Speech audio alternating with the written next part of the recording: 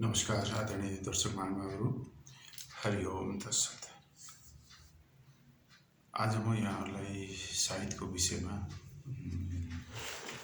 कुरा गर्दछु।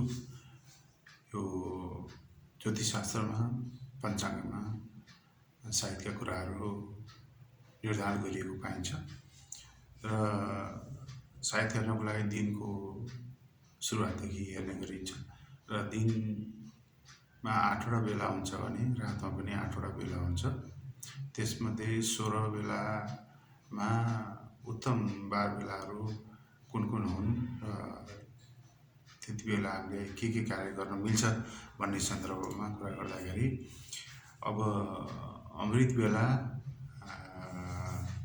लाभ बेला र शुभ बेला भनेर निर्धारण गरिएको हुन्छ। यो लगायत अरू पनि छन्, तर विशेष गरेर अमृत र शुभ र लाभ बेलालाई उत्तम बेला भनेर भनिन्छ।